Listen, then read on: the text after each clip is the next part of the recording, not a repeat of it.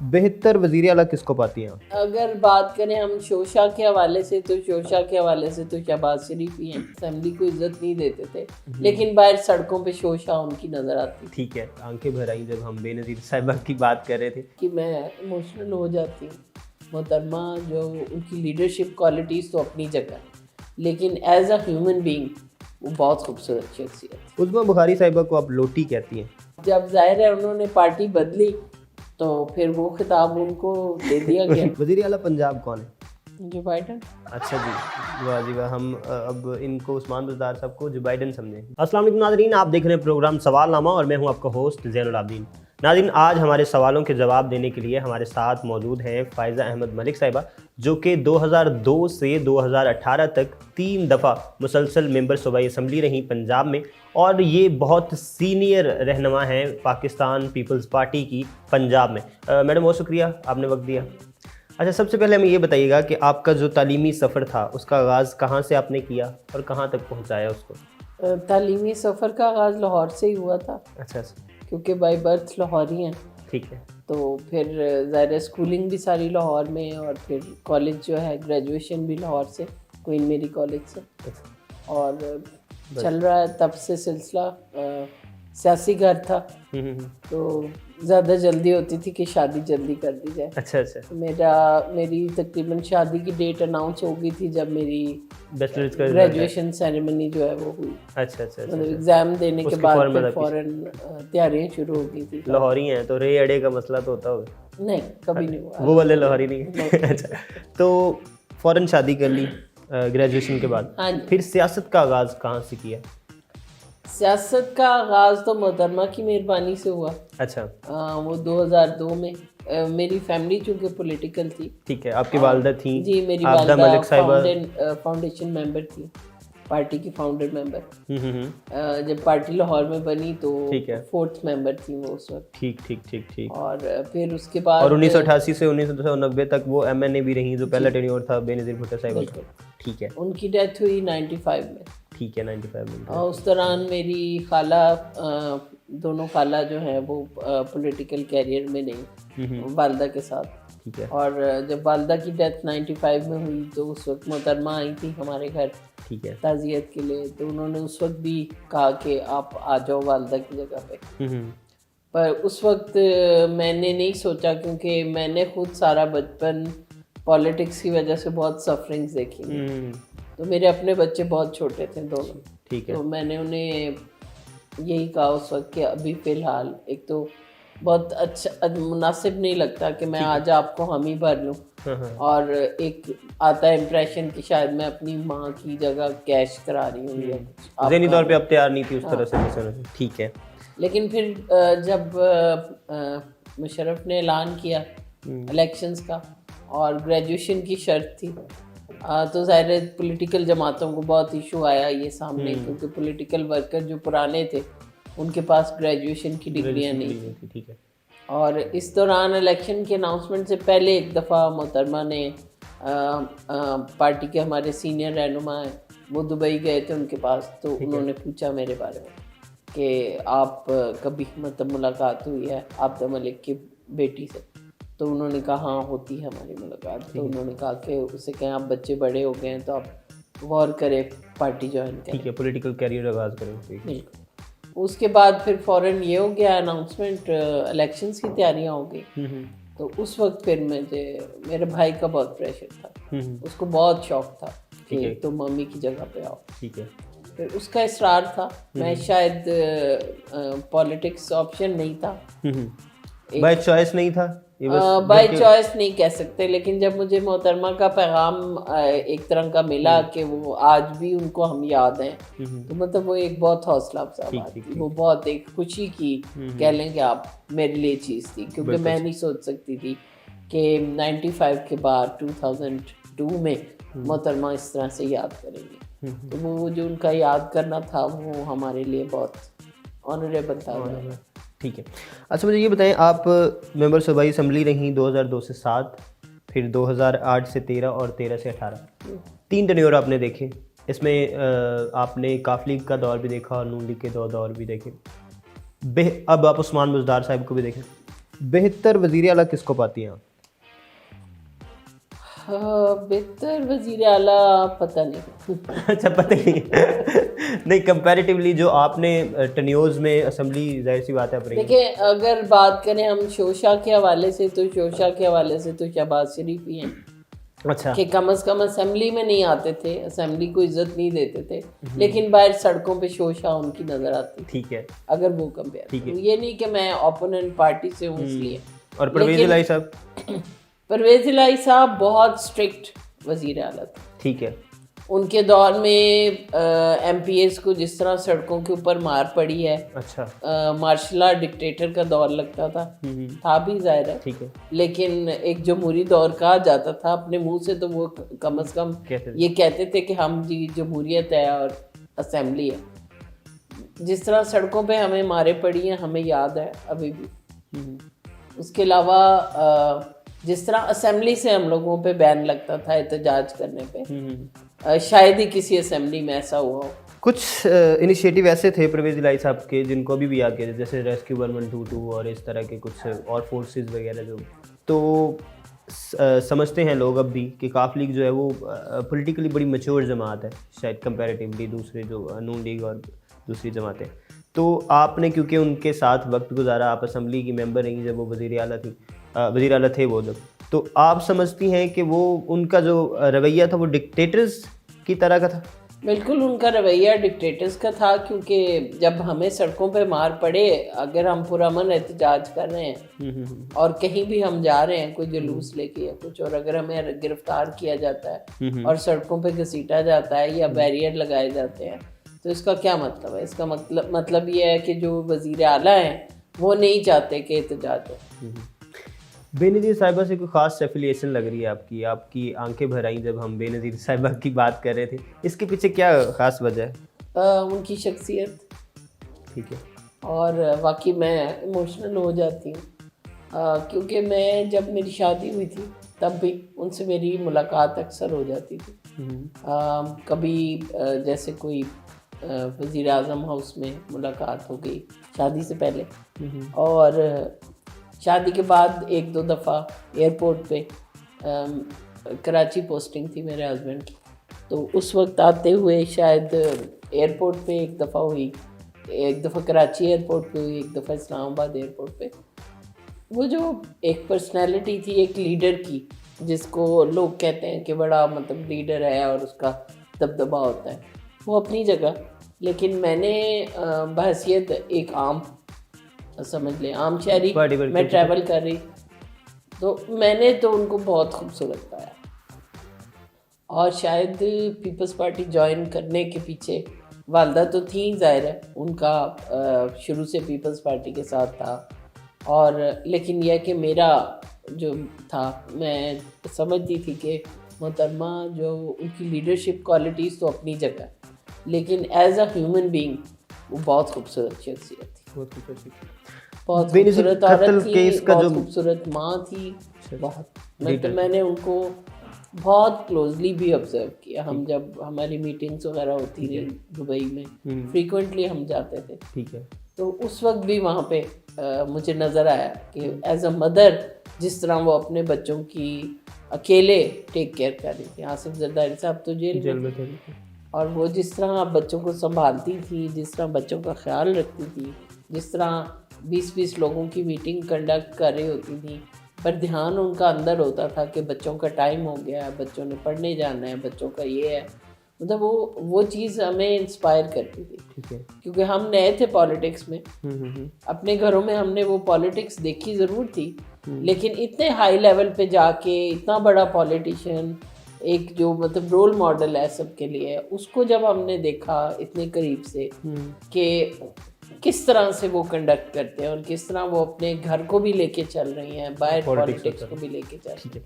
अच्छा, बेनज़ीर साहिबा का जो कत्ल केस है उसमें आप लोगों की हुकूमत भी रही, अभी सिंध में आपकी अभी भी हुकूमत है और सेंटर में भी हुकूमत रही, ये मामला हल नहीं हो सका, मतलब उस तरह से जो उसके मेन जो थे कल्प्रिट वो पकड़े नहीं जा सके, वजह क्या, आपको क्या नज़र आती है, क्या वजह है कि क्यों ये मम्मा हल नहीं हो सका अब तक? एक तो ज़ाहिर है इंटरनेशनल कॉन्स्पिरेसी थी, ठीक है। और वो है भी। और इस तरह की जो बड़ी साजिशें होती हैं, इससे पहले भी देखते हैं जितने बड़े बड़े मर्डर्स हैं, उनके पीछे जो हाथ हैं वो कभी भी बेनकाब नहीं होता। जो लोग ये करवाते हैं, जो मास्टरमाइंड होता है, वो कभी बेनकाब नहीं हो सकता। अगर मास्टरमाइंड एक दफ़ा बेनकाब हो जाए तो मेरा ख्याल है कि आइंदा आने वाले वक्त में चीज़ें जो हैं वो बेहतर हो जाएंगी। लेकिन हमने ये देखा है कि जब से पाकिस्तान बना है तब से अब तक कभी भी इस तरह की बड़ी जो कॉन्स्पिरेसी है उसके पीछे जो अनासर हैं वो सामने नहीं आते। और मोहतरमा के केस में तो शवाहिद ही सारे मिटा दिए गए। तो वो मतलब ये चीज़ें मुश्किलात हैं। लेकिन हमने ये भी देखा है कि आज ज़माना जितना तब्दील हुआ है, खुद जो जजेस मुलविस थे भुट्टो साहब को फांसी देने में, उन्होंने खुद बयान दिए, खुद उन्होंने ये बात एडमिट की कि जुडिशल मर्डर था, और भुट्टो साहब को फांसी देने के पीछे क्या मोटिव्स थे, किस वजह से ये हुक्म आया और कहाँ से आया। तो ये चीज़ें छुपी नहीं रहती। इतनी कुर्बानियाँ आपको नज़र आ रही हैं कि जो पीपल्स पार्टी है उसने डेमोक्रेसी के लिए दी, जाहिर सी बात है मुल्क में डेमोक्रेसी के लिए ये कुर्बानियाँ बेनज़ीर साहिबा की, भुट्टो साहब की, जुल्फ़िकार अली भुट्टो साहब की। आप क्या समझती हैं कि अगर जो अभी जो हमारा जस्टिस सिस्टम है, अगर आपकी फिर से हुकूमत आती है तो इसमें क्या इम्प्रूवमेंट लाना चाहेंगे आप? देखिए, जो पीपल्स पार्टी की जद्दोजहद है वो बेसिकली है अदारों के इस्तेकाम। ठीक है। पीपल्स पार्टी हमेशा चाहती है कि अदारे मुस्तहकम हो, ठीक है, और हर अदारा अपने दायरा कार में रह के काम करे। तो जब अदारे मजबूत होंगे और अदारे अपने दायरे में रह के काम करेंगे, जो उनके रूल्स हैं, रेगुलेशंस हैं, उसमें रह के काम करेंगे, तो इससे ना सिर्फ मुल्क मजबूत होगा बल्कि इससे अदारे भी मजबूत होंगे, और अदारों को भी पता होगा कि उन्हें उनकी क्या लिमिट है और उस लिमिट से एक्सीड नहीं करना। और जब अदारे अपने काम को देखेंगे, इधर उधर के काम को नहीं देखेंगे, तो यकीनन मुल्क तरक्की भी करता है और मुल्क मजबूत भी होता है। पीपल्स पार्टी बड़े स्ट्रॉन्ग अंदाज से वापस आ रही है मुल्क की पॉलिटिक्स में, और ये बातें सुनने को मिल रही हैं कि कोई डील चल रही है किसी किस्म की। आपको क्या पता है किसी किस्म की कोई डील का, कि पीपल्स पार्टी के साथ कोई डील चल रही है? पहली बात तो ये कि पीपल्स पार्टी डील से आती नहीं। डील से आती। दूसरी बात ये कि जब भी मुल्क में क्राइसिस बढ़ जाते हैं, जब मुशर्रफ के जाने का वक्त ठहरा इसीलिए था कि मुशर्रफ के मौजूदगी में 9 साल या 11 साल जो उन्होंने टाइम गुजारा, उसमें जितने क्राइसिस थे मुल्क में, ठीक है, उन क्राइसिस को जब वो संभाले नहीं जा रहे थे तब उन्होंने जाने का फैसला किया, क्योंकि उनसे अब मुल्क संभाला नहीं जा रहा था। और जो लोग उनको लाए थे शायद उनको भी ये समझ आ रही थी कि हालात अब कंट्रोल से बाहर हैं। ठीक है। सो हिसाब अब है। 2008 में जब पीपल्स पार्टी की हुकूमत आई तब भी मुल्क में क्राइसिस है। हमने आके मुल्क को सीधा किया या एक सिम्पथी और मुश्किलात से निकाला। जब भी ये वाला क्राइसिस का टाइम आता है तो सब हाथ उठा देते हैं, सिर्फ पीपल्स पार्टी के कंधे जो हैं वो हाजिर होते हैं। पीपल्स पार्टी इनिशिएटिव लेती है, हिम्मत दिखाती है। हमें ये नहीं होता कि हम आएंगे तो हमें, हाँ जब आप क्राइसिस में आते हैं आपको बहुत गंदा होना पड़ता है। लेकिन हमारी क़यादत, आसिफ अली जरदारी साहब पहले अकेले थे 2008 में, अब तो माशाल्लाह हमारे चेयरमैन भी साथ हैं। तो ये है कि बिलावल भुट्टो साहब जो हैं वो इस वक्त मैदान अमल में हैं, और इंशाल्लाह आप देखें क्राइसिस से हम ना सिर्फ निकालेंगे पाकिस्तान को, ये तो इलेक्शन पे डिपेंड करता है। साफ़ और शफाफ इलेक्शन अगर होता है, ठीक है, अगर जिस तरह हम 17 सीटों से 2008 में रहे हैं, अच्छा, असेंबली में, ठीक है, और मतलब वो आप कह लें कि मेजॉरिटी लेने के लिए आपको दूसरी जमातों को साथ लेके, और सिर्फ एक सियासतदान है आसिफ अली जरदारी जिसके अंदर ये एबिलिटी है कि वो हर किसी को एक टेबल पे ले आता है। ठीक है, उनका अंदाज सियासत का जो है वो लोगों को मजबूर करता है कि वो लोग एक टेबल पे बैठे, वो चाहे अपोजिशन के हों चाहे उनके कोलिशन पार्टनर हो, वो कन्विंस कर लेते हैं लोगों को कि हमें इस वक्त मुल्क को ज़रूरत है, हमें इकट्ठा चलना है। ठीक है, बिलावल भुट्टो साहब एक हफ़्ता लाहौर गुजार के गए हैं और लाहौर में जो आपके कारकुनान हैं उनसे उनकी मीटिंग्स हुई, मुलाकातें हुई, आपकी एग्जीक्यूटिव कमेटी की भी एक मीटिंग हुई। तो अगला लाएअमल क्या तय किया है आपने? जो अभी आप लोग किसान जो यकजहती रैलियाँ 21 जनवरी से वो भी शुरू कर रहे हैं, तो लाएअमल क्या तय हो पाया है उस मीटिंग में? लाएअमल यही है कि उन्होंने ऐलान किया था 27 दिसंबर को कि अब वो लाहौर से अपना जो है सारा पॉलिटिक्स का सिस्टम चलाएंगे। ठीक है। और उसकी पेशरफ्त में उन्होंने मीटिंग्स भी स्टार्ट कर दी हैं। जो मीटिंग्स पहले इस्लामाबाद में होती थी वो अब लाहौर में सारे सूबों से लोग आए, उन्होंने अपनी अपनी सारी एग्जीक्यूटिव की मीटिंग्स की। ठीक है।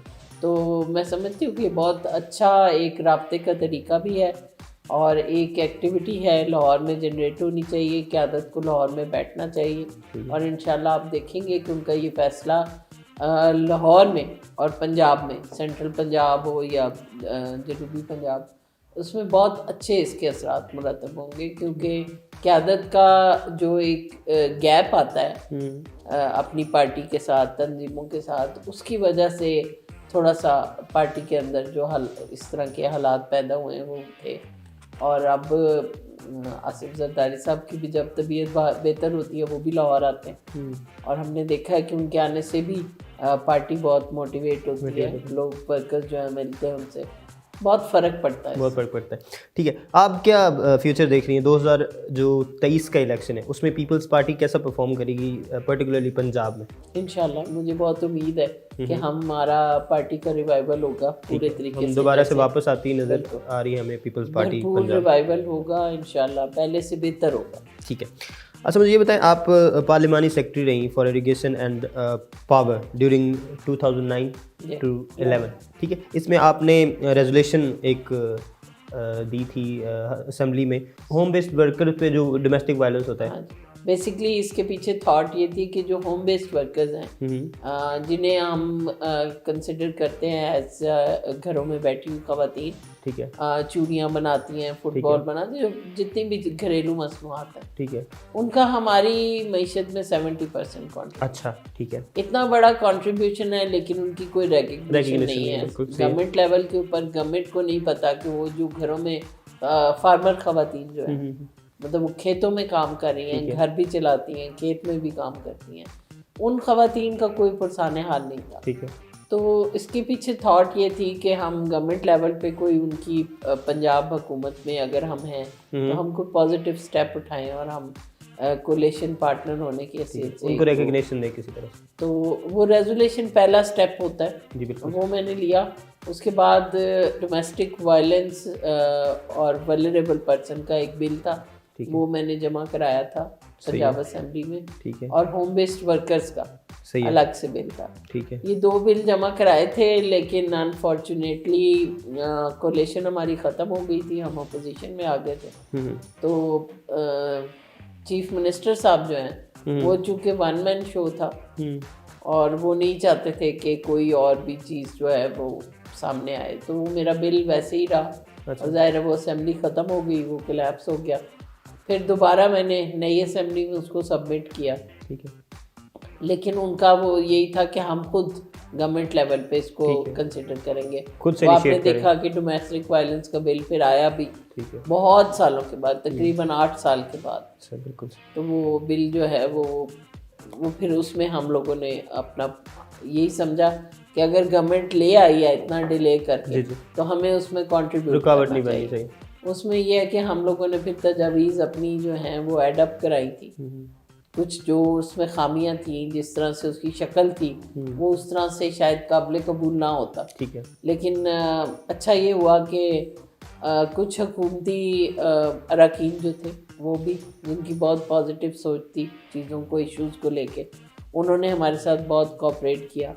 और अपोजिशन पीटीआई भी अपोजिशन में थी, तो वो हम सब ने मिल के फिर अपनी सजेशंस पुट अप की और उसके बाद वो बिल आया। वो एक बेहतर चीज़ थी। ठीक है। लेकिन एप्लीकेबल नहीं था।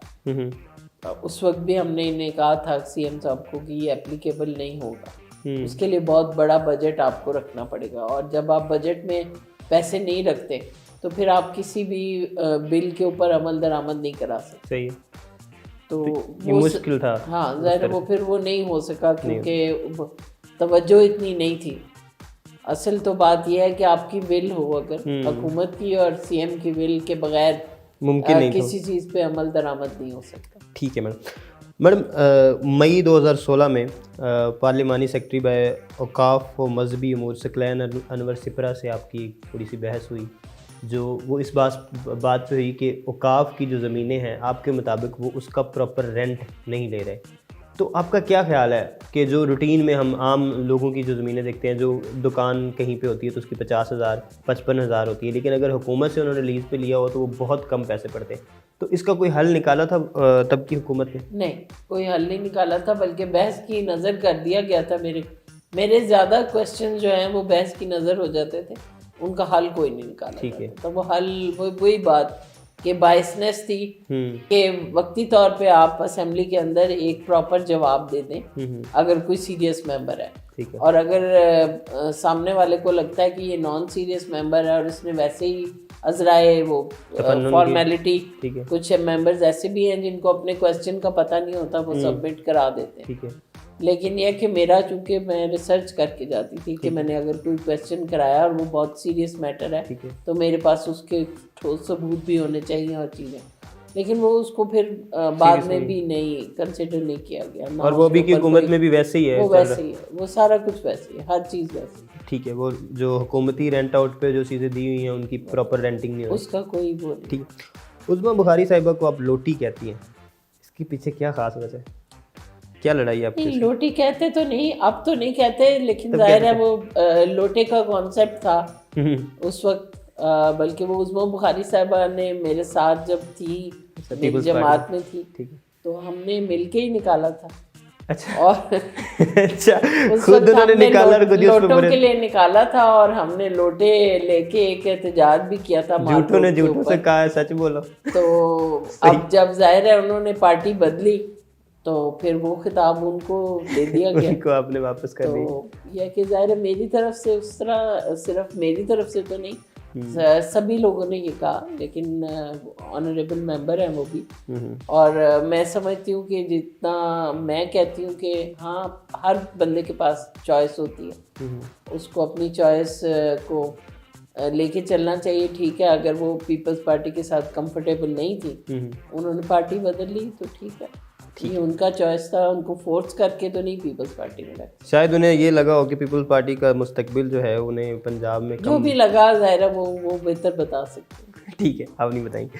अच्छा, आप चौथी दफ़ा मेंबर सूबाई असम्बली क्यों नहीं बनी, इसकी वजह आपको समझ में आती है? नहीं, इसकी वजह मुझे समझ नहीं आ सकती, क्योंकि ये तो पार्टी की क़यादत का फैसला होता है। उन्होंने जो बेहतर समझा, वह उनका कहना ये था, मौक़िफ़ ये था कि जनूबी पंजाब से हमारी सीटें आती हैं, तो जनूबी पंजाब की ख़वातीन जो है हमारी, उनका इसरार है कि अगर हमारे मेल मेंबर्स जीतते हैं तो हमें कंसीडर किया जाए। ठीक है, तो वो ज़ाहिर है उस वक्त उस हिसाब से अगर देखें तो उनका मुतालबा भी जायज़ है, लेकिन यह कि काम के हिसाब से देखें तो जो ज़्यादा बंदा काम करता है उसको कंसिडर करना चाहिए।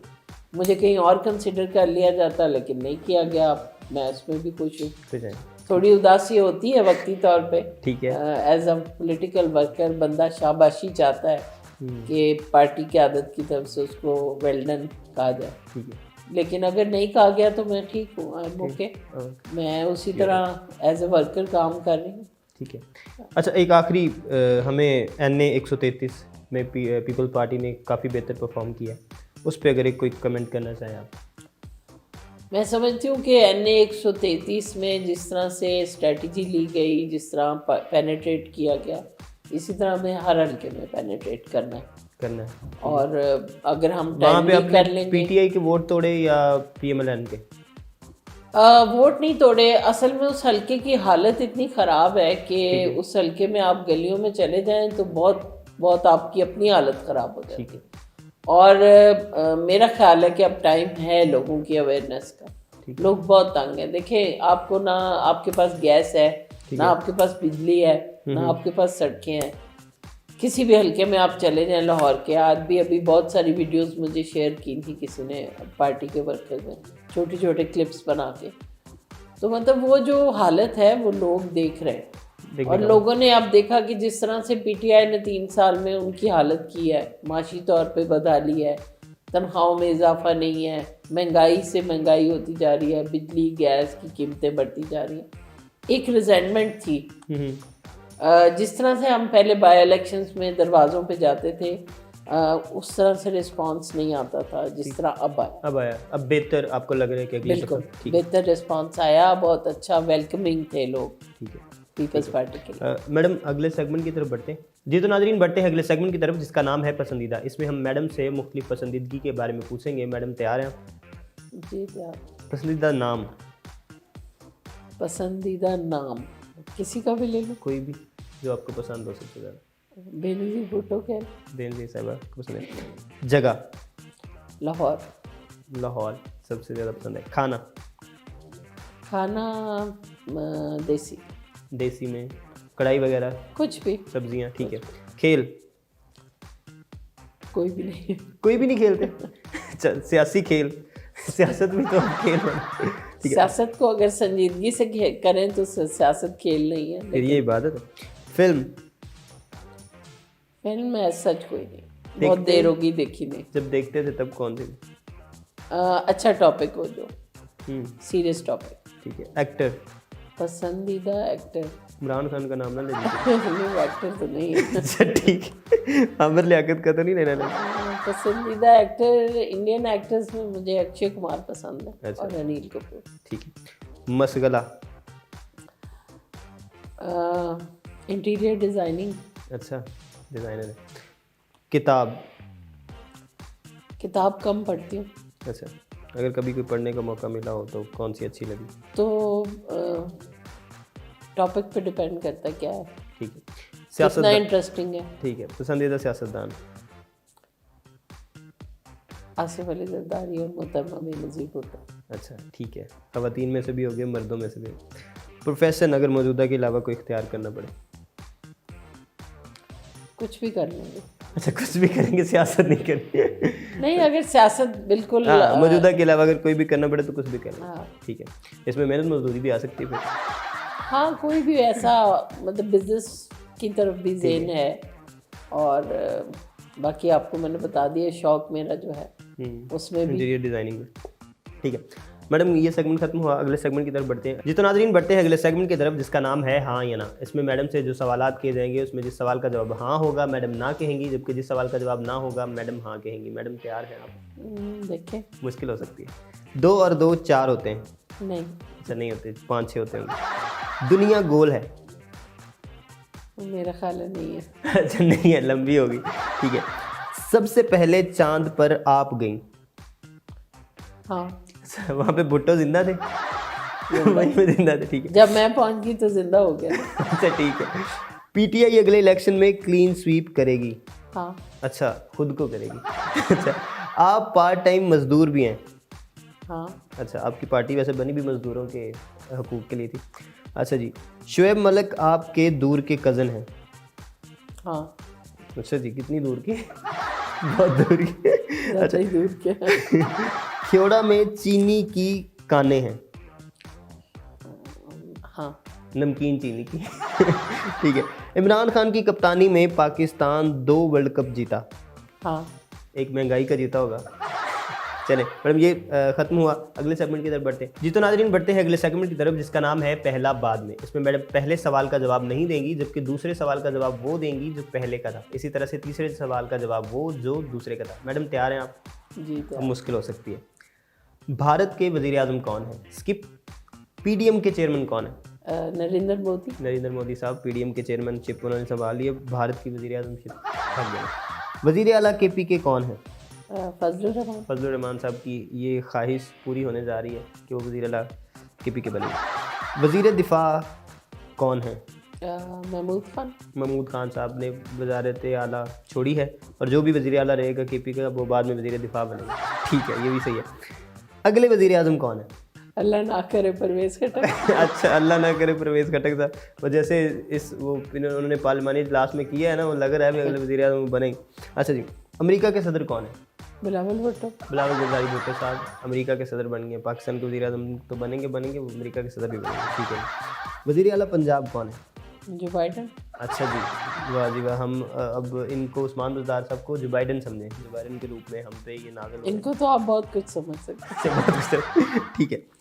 फेसबुक के मालिक कौन है? उस्मान बुज़दार। ठीक है, वो अपने फेस के बड़ी मुश्किल से मालिक है, फेसबुक वाला काम मुश्किल हो गया। अच्छा, पाकिस्तान के वज़ीर ख़ारजा कौन है? Mark Zuckerberg. अच्छा, ज़करबर्ग साहब ने पाकिस्तान की वजारत ख़ारजा संभाल ली है, उनको लगा कि फेसबुक से ज़्यादा इंपॉर्टेंट ये मामला है। चलें जी, थैंक यू मैडम, आप तशरीफ़ लाई हो। जी तो नाज़रीन, हमारे साथ मौजूद थी फ़ायज़ा अहमद मलिक साहिबा, जो कि सीनियर रहनुमा है पीपल्स पार्टी की, और उनकी पीपल्स पार्टी के लिए खिदमात आपने देखी। बेनज़ीर साहिबा से एफिलिएशन जो उनकी है, एक ख़ास मोहब्बत रखती हैं वो अपनी पार्टी के लिए, अपने जो उनके पार्टी के सदर हैं उनके लिए। तो अगले प्रोग्राम में एक नए सवालनामे के साथ, एक नए गेस्ट के साथ आपकी खिदमत में हाजिर होंगे। तब तक के लिए दीजिए इजाज़त। अल्लाह मियां नासिर।